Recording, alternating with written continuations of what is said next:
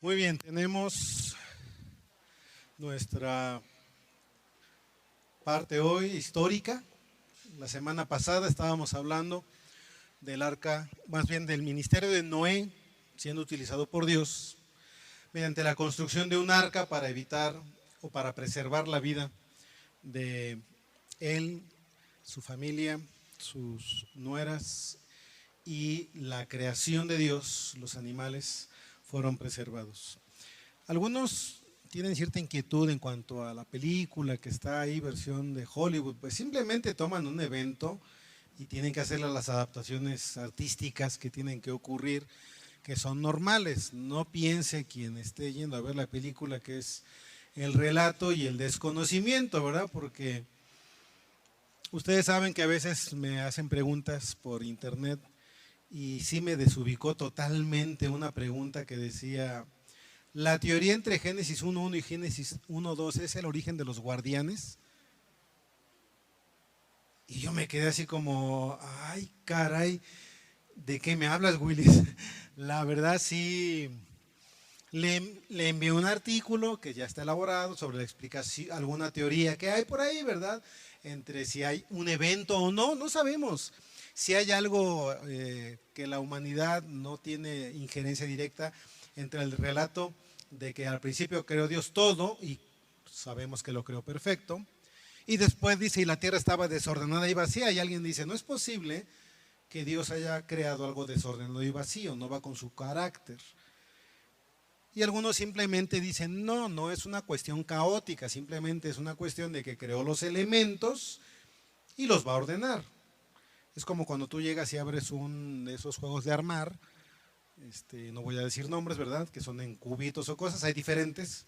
Entonces sacas el material y están ahí todos los cubos, los círculos, lo que tú quieras, de diferentes tamaños, de diferentes formas, y le empiezas a dar orden. Algunos así entienden Génesis 1.1 y Génesis 1.2. Dios crea todo y le va dando orden o forma. No hay ningún conflicto. Otros no, otros dicen, mira, entre Génesis 1.1 y Génesis 1.2 ocurrió un evento catastrófico que fue la caída de Satanás, o más bien de Lucero, un arcángel llamado Lucero, que se revela, logra convencer a un tercio de los ángeles, son arrojados a tierra y obviamente en ese arrojarlos a ellos a la tierra, al abismo, pues se descompone todo y entonces Dios recrea aquella tierra que fue deformada o destruida por el castigo a Lucero y un tercio de los ángeles que dio origen a Satanás y sus demonios, y luego crea la tierra, crea Adán, Eva, el jardín, etcétera.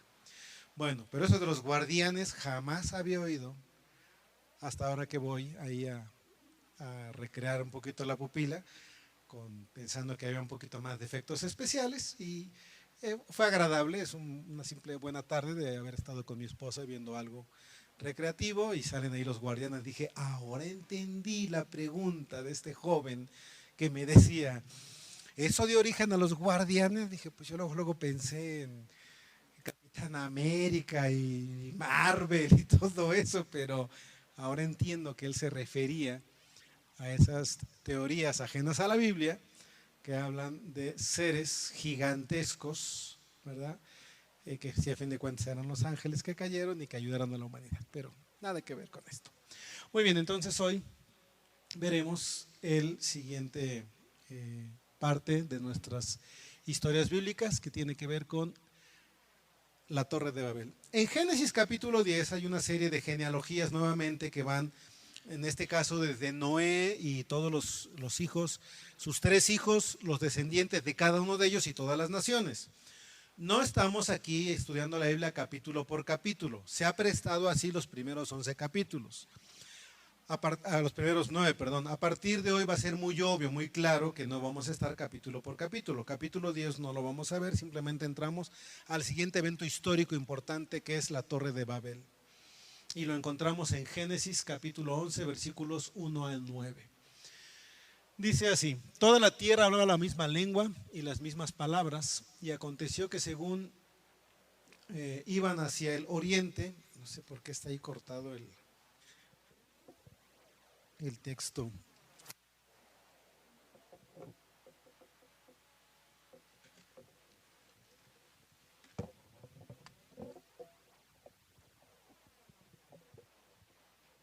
Ahí está, muy bien.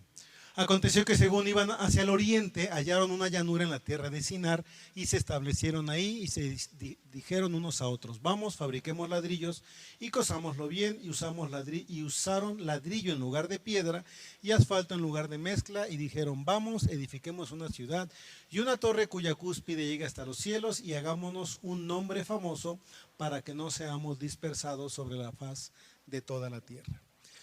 Cuando cuando el Señor termina y se acuerda de Noé, dice ahí, y se acordó de Noé, sopló un viento, el arca encalló o se atoró en el monte Ararat, que probablemente esté actualmente en Turquía, bajan las aguas, logra bajar Noé, su esposa, sus 3 hijos y sus 3 nueras, nuevamente reitera un pacto que le llamó la semana pasada.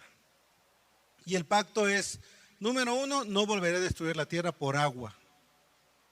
Número 2, les doy toda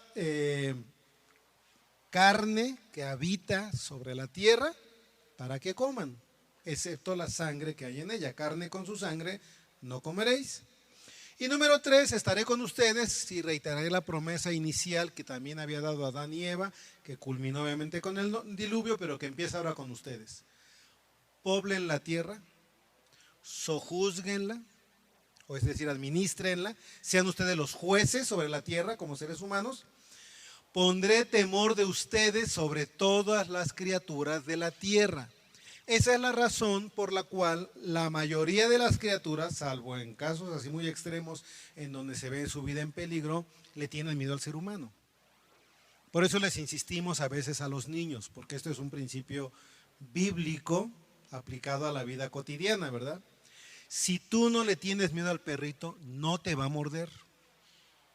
Porque a fin de cuentas, el Señor puso temor en toda la creación hacia el ser humano. Pero cuando tú no ejerces esa autoridad y le tienes miedo y te ve ahí la oportunidad de decir, y este ya se durmió, pues sí es cuando te va a morder, ¿verdad? No aplica en todos los casos, hay restricciones, hay perros que han sido educados para atacar, aunque no les tengas miedo. Los perros que son guardianes, obviamente no importa que el malhechor no les tenga miedo, pero por eso requieren un entrenamiento especial. Y también hay animalitos que ya por tanta hambre, tanta acoso que han recibido otras personas, pues sí en ese intento de defenderse al primero que se le acerque le sueltan la mordida. Pero en términos generales vemos esa expresión, ese cumplimiento bíblico en la promesa del Señor. Voy a poner temor en toda la creación hacia el ser humano. Esa es la razón por la que los animales tienen temor del hombre, porque Dios ha puesto esa situación. Y les recuerda lo que le dijo a Adán y Eva y ahora se los pide a ellos, poblen la tierra. Vayan por toda la tierra. Toda la tierra es de ustedes, toda la tierra es de la humanidad, póblenla. En capítulo 10, que es un avance rápido de todo lo que ocurre, vemos cómo sí va a haber esta situación de que se poblaron y capítulo 10 nos dicen hacia qué lado se fue cada uno. Pero antes de ese capítulo, antes de la genealogía, y un detalle técnico, lo mencioné la primera vez que estudiamos Génesis 1, quiero recordártelo por si no quedó muy claro el comentario o no lo escuchaste. La manera en que escriben los hebreos es muy peculiar. Te dan una reseña rápida de todo lo que van a escribir a continuación y luego regresan a algún evento en particular. Si no, alguien puede tener ahí cierto tropiezo y decir, a ver, espérame. Es que en Génesis 10 ya me hablas de gente que se fue al oriente, que gente que se fue al norte, gente que se fue al occidente, gente que se fue al sur. Y ahora en Génesis 11 me sales con que todos juntitos se van hacia cierto lugar. Te reitero, Génesis 10 es el avance de toda la dispersión de la humanidad. Y luego regresamos a Génesis 11, el evento que ocurre antes de esa dispersión, porque al principio no quisieron obedecer. Entonces entendemos que llegó Noé, su esposa, sus 3 hijos, sus 3 nueras, se asientan en la tierra, ponen sus tiendas, empiezan a vivir, empiezan a tomar su ritmo de vida, pasan años. De hecho tenemos ahí, por ejemplo, un relato en donde Noé planta una viña, y tú sabes que por lo menos se requiere un año para que salgan uvas, 8 meses en las mejores calidades de uva, pero desde que tú plantas la vid hasta la primera cosecha de uvas pasa tiempo, ¿verdad? Entonces ha pasado tiempo.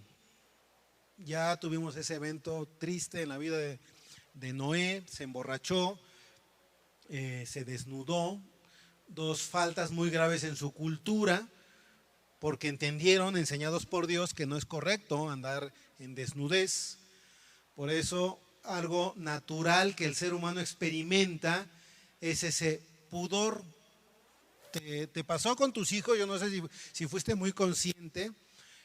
Al principio te permitían, obviamente de bebés, pues los cambiabas el pañal, etcétera, etcétera. Ya de más grandecitos, los acompañabas al baño, les enseñabas, etcétera. Y llegó un momento en donde te dijeron, ¿te sales? O yo entro solito. Y a veces es imperceptible ese detalle, pero es así como, bueno, sí, y ya te sales, ¿verdad? Y empiezas a entender que para él ya no es cómodo que veas su desnudez. Empieza a tomar conciencia que esto no es correcto.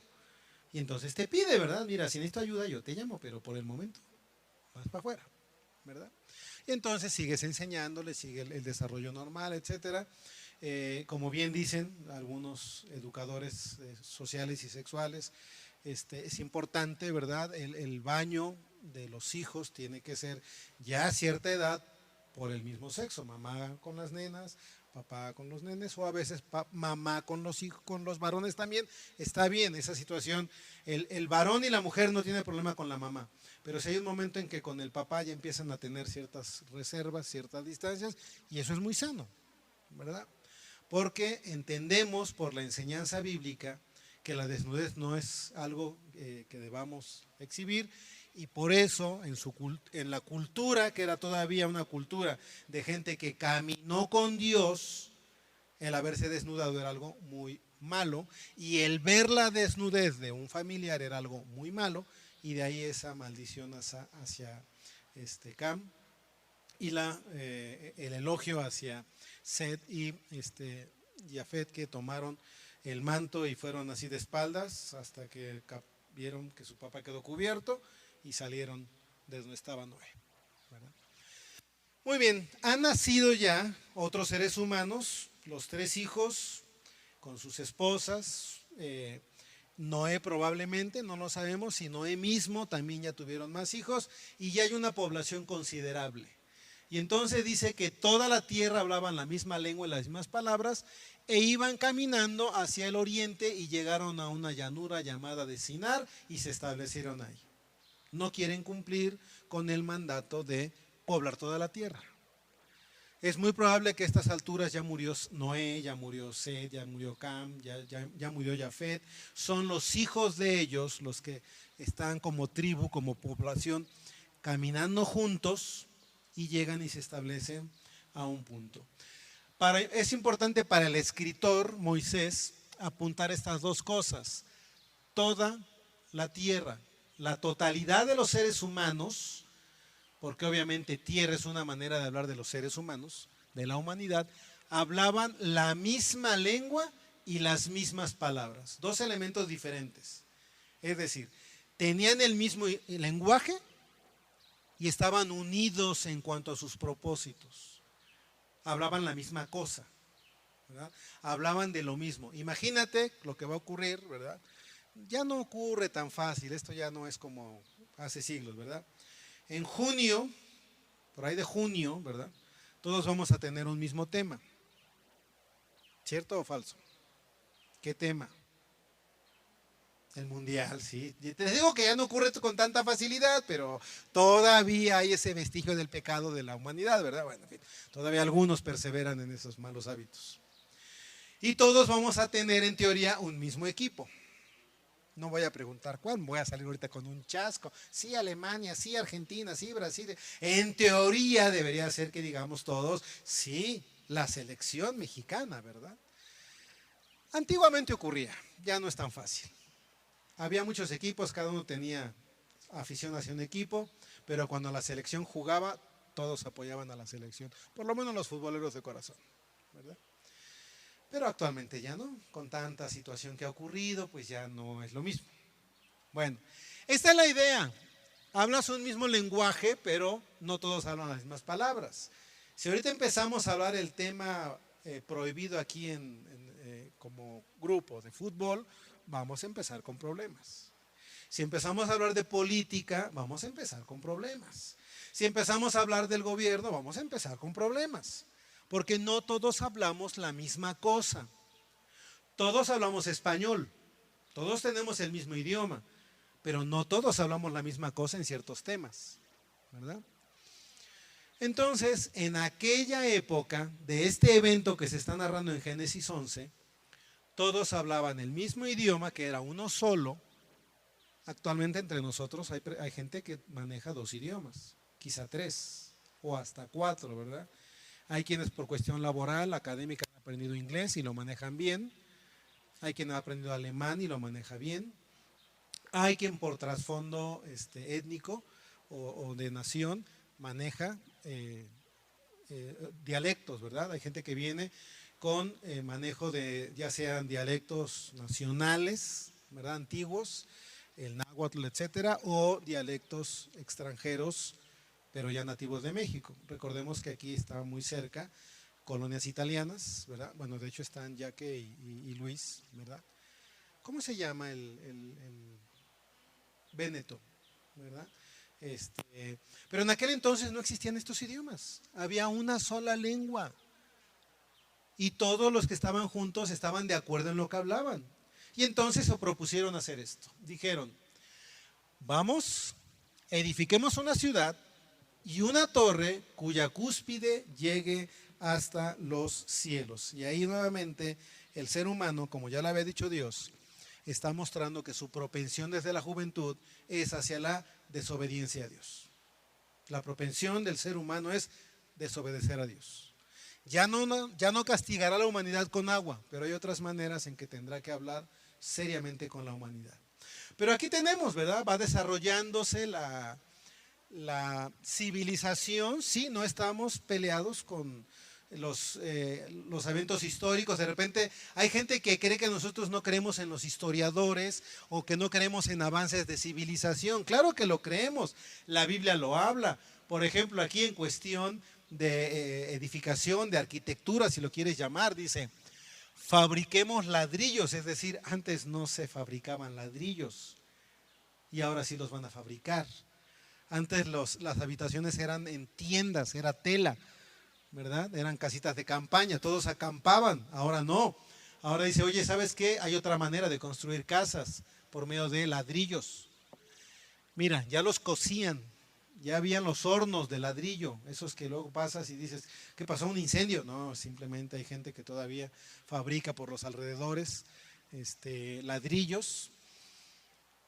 Y también ya había el uso de ciertos elementos diferentes para unir esas piezas, dice, y asfalto en lugar de mezcla. Es decir, están evolucionando en su manera, están experimentando con la sabiduría que Dios les dio, con nuevos elementos, nuevos materiales, pero ahí está el mal uso que se hace de estos elementos. Edifiquemos una ciudad. Hay quien dice que Babel fue la primera ciudad que se edificó de ladrillo. Todas las demás eran de barro, de ¿cómo le llamamos? Adobe, ¿verdad? Todas las demás eran de adobe, ¿verdad? Paja, lodo, eso es muy sencillo de hacer. Ahora no, ahora dicen, con cierta arcilla hagamos las cosas de cierta manera. No era el problema tanto la ciudad, en la situación aquí que sí se enfoca y que tiene más situación de riesgo es esta. Y hagámonos una torre cuya cúspide o punta llegue hasta los cielos. Ellos sabían desde Adán, desde Abel, desde Noé, que Dios habitaba en los cielos, como punto de referencia. Dios está en todos lados, Dios es omnipresente, pero la humanidad sabía que Él puso su estrado, por así decirlo, su trono en los cielos. ¿Qué es lo que quieren hacer estos hombres? No hay mucha claridad. Hay quien piensa que intentaban llegar hasta el cielo y hacer un golpe de estado a la usanza de los demonios, ¿verdad? Así como Lucero, que fue el enemigo de Dios y ahora es Satanás, quiso usurpar el trono de Dios. Hay quien piensa que estos hombres creían que se podía llegar a usurpar el trono de Dios y hacer un golpe de estado. Tengamos un poquito de imaginación en cuanto al pasado, ¿eh? Tú y yo sabemos la distancia que hay astronómicamente entre la Tierra y el tercer cielo. Infinita le llaman. Es decir, el tercer cielo es la última galaxia que no se ha descubierto. Pero si tú le preguntas a un niño, ¿qué distancia hay, qué crees que haya de aquí al cielo? Te va a dar un dato y no va a pensar que es demasiado lejos. Es decir, hay que entender esto. Quizá ellos sí creían que era posible llegar al cielo. Quizá era posible. De hecho, seguimos con esa idea. ¿Cómo se llamaban los edificios altos en la antigüedad? O se siguen llamando rascacielos, ¿verdad? Es esa ilusión de que la punta va a llegar hasta el cielo y va a poder tocar el cielo. Bueno, hay quien piensa que ellos en verdad creían que podían llegar hasta el cielo y poder estar cerca del trono de Dios. Pero lo que sí revela que tenían planteado un golpe de estado es esta otra parte. Dice, hagámonos un nombre famoso o un nombre para que no seamos dispersados sobre la faz de la tierra. Ya nos había mencionado Génesis 6, que había hijos de Dios y eran gente de renombre, los famosos, los gigantes. Entonces es importante el nombre para una persona. De hecho, no sé si alguien recuerda que hay ciertos grupos de construcción, de abogados, de medicina, etcétera, etcétera, que toman el apellido de los fundadores y hacen ese nombre como algo muy famoso. Perdón, voy a tener que dar un comercial, no lo pagaron y no es el objetivo, ¿verdad? Pero yo no sabía hasta hace poco tiempo, tiene un mes que me enteré de esto, ¿verdad? Y tú vas a decir, uy, bueno, pues era lógico, ¿verdad? Yo no sabía que había una fábrica que antes era de un señor que se apellidaba Proctor. Y que había otra fábrica diferente que era de un señor que se apellidaba Gamble. Y resulta que los dos luchaban por la misma materia o el mismo insumo, pero le daban usos diferentes. Uno era para ceras, otro era para jabones, etcétera, etcétera, ¿verdad? Cosméticos y cosas así, pero tenían el mismo insumo. Y el suegro de uno de los dos les dijo, ¿por qué no vas y hablas con tu competidor? Porque nada más están haciendo que sube el precio del insumo. Es decir, tú lo quieres comprar y el otro también. Entonces los productores están abusando de ustedes porque saben que si no te lo venden a ti, se lo venden a él. Así que ellos pueden decir, cuesta 100 y tú vas a llegar, te doy 110 y el otro va a llegar, te doy 120. Era bueno para los productores.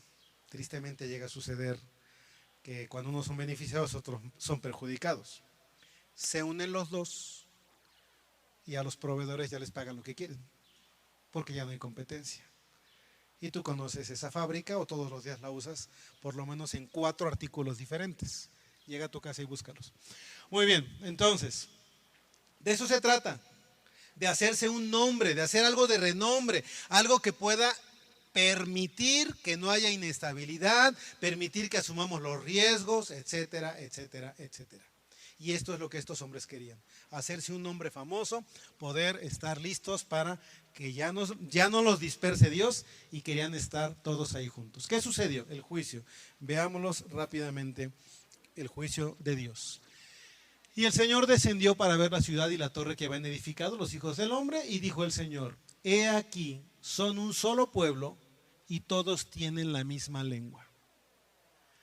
Y esto es lo que han comenzado a hacer, y ahora nada de lo que se propongan hacer les será imposible. Hay gente que habla de principios gerenciales y utiliza este principio como algo básico en cualquier grupo de seres humanos. Y es muy cierto. Cuando todos nos ponemos de acuerdo en hacer una cosa, buena o mala, puede ser, en este caso era algo malo, era ir en contra de Dios. Pero Dios mismo lo reconoce, dice, mira, están unidos, hablan una sola lengua, todos tienen el mismo propósito. ¿Sabes qué va a suceder? Lo van a lograr. Lo van a lograr. Así de sencillo. Tenemos ejemplos aún de la iglesia misma. Cuando nos hemos puesto de acuerdo en un objetivo y todos hemos abonado para ese objetivo, se logra algo muy bonito. Seguramente lo vamos a experimentar, quizá en Semana Santa, quizá en el aniversario, en algo muy coloquial, muy sencillo, muy básico. Cuando nos ponemos de acuerdo para hacer una comida.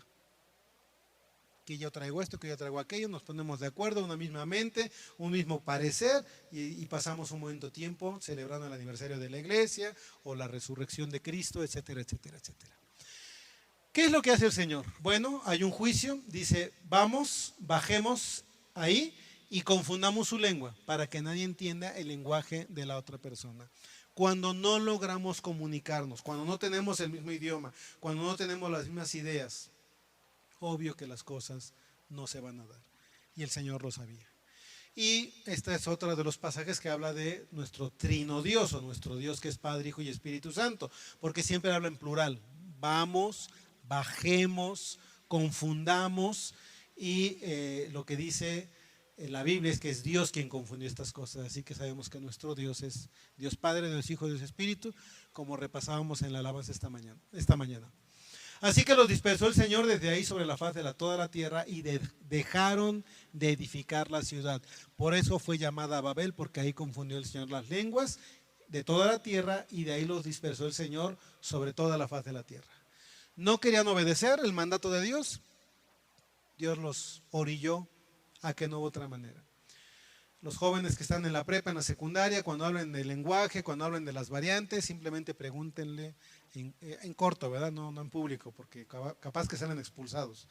A sus profesores, oiga profesor, ¿y de dónde surgieron todos los idiomas o las lenguas?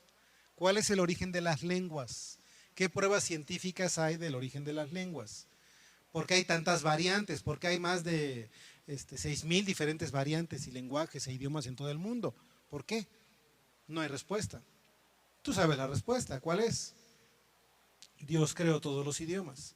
En Babel, Dios creó el véneto, el español, el náhuatl, o sea, todas las variantes. Y hasta la fecha hay gente que por tradición familiar conserva estos idiomas.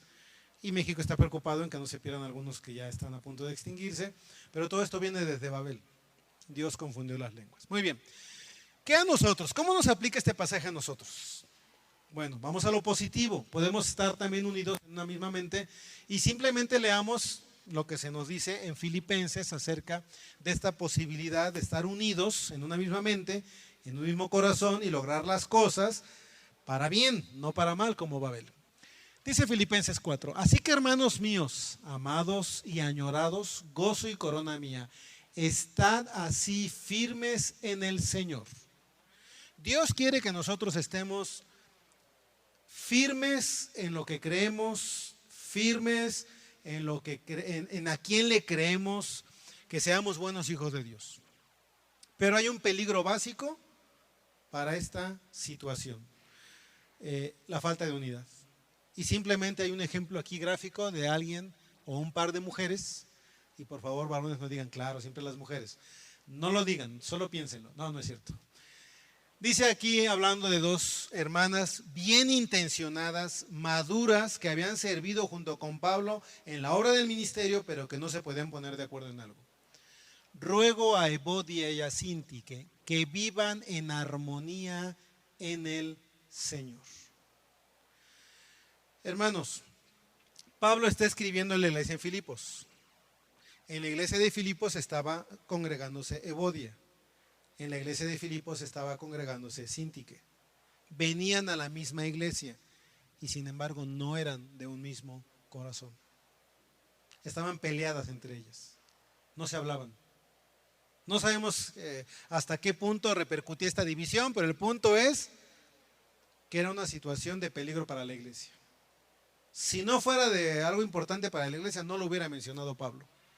Pero tan importante es la unidad, que seamos de una misma mente, que hablemos todos un mismo idioma y una misma cosa, que dice, esto es peligroso. Y punto número 2, a veces no es posible arreglar las diferencias que tenemos por nosotros mismos.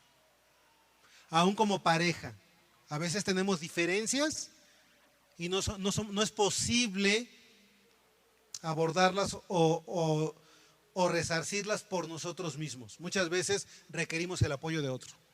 Por eso le pide Pablo a alguien que no quiso dar su nombre, dice, en verdad, fiel compañero, también te ruego que ayudes a estas mujeres. No te extrañe, no es de extrañarse, no es algo ajeno a tu familia o ajeno a tu relación con otros hermanos de la misma iglesia. Hay veces que estamos atorados en un problema y necesitamos ayuda de otra persona madura. Por eso dice fiel compañero, no cualquiera, capaz que se enredan más las cosas. Una persona fiel, un buen cristiano, un cristiano maduro que ayude a ponerse de acuerdo en esas situaciones. El hermano Pedro mencionaba que a lo mejor hay parejas en la iglesia, dentro de los que asistieron, que atraviesan por dificultades y que a lo mejor es bueno que se lo digan a alguien. Él lo mencionaba que se lo dijera a un servidor, no es necesario. Puede ser, estoy para servirte, pero puede ser cualquier otro hermano maduro. Déjame decirte que aquí valoramos mucho el matrimonio. No estamos a favor del divorcio, condenamos fuertemente el divorcio. Pero hay situaciones en donde las familias deciden y nosotros respetamos la decisión. Les explicamos que no es lo mejor, pero respetamos la decisión. Y a veces esos tiempos de separarse geográficamente ayudan, a veces no.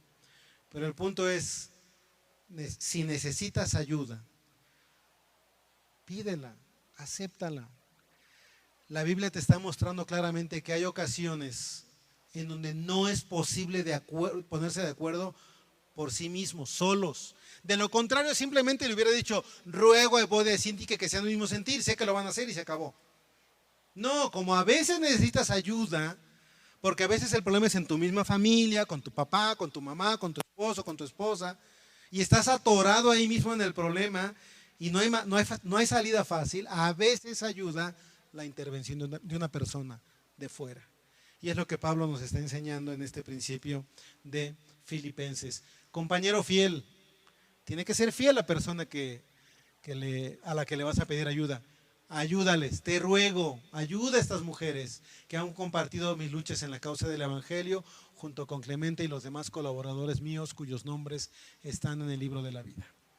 Si permites que esto ocurre, si permites que los pleitos que a veces ocurren entre nosotros, los distanciamientos que hay a veces entre nosotros como cuerpo de Cristo, si trabajas en eso, en verdad vas a poderte regocijar en Cristo. De otra manera no, te lo garantizo. De otra manera te va a ser muy difícil regocijarte en el Señor. No imposible, pero muy difícil. ¿Por qué? De repente, yo no me doy cuenta a lo mejor, o quien está dirigiendo la oración, no se da cuenta del problema que hay entre dos personas, y de repente se le ocurre, a ver Juan, júntate con Pedro y oren juntos, y se ponen los dos, no, sí lo odio, ¿y cómo me pone a orar con este? Pero porque nosotros no sabemos que ustedes traen un pique ya de situación, ¿no? Y no te vas a poder regocijar en el Señor. ¿Verdad? De repente hablamos y ponemos ejercicios cuando hablamos del tema de pareja. A ver, por favor, todas las parejas, y tómense de la mano. Y ahí está la pareja. Así como, no te vas a poder regocijar en el Señor si hay discordias familiares, si hay discordias conyugales, si hay discordias con hermanos con los cuales te congregas aquí en el Sembrador. Y la respuesta no es que te vayas. A Evodia y a Síntique no se les dijo, ruega a Evodia y Síntique que ya escoja cada quien su iglesia. No.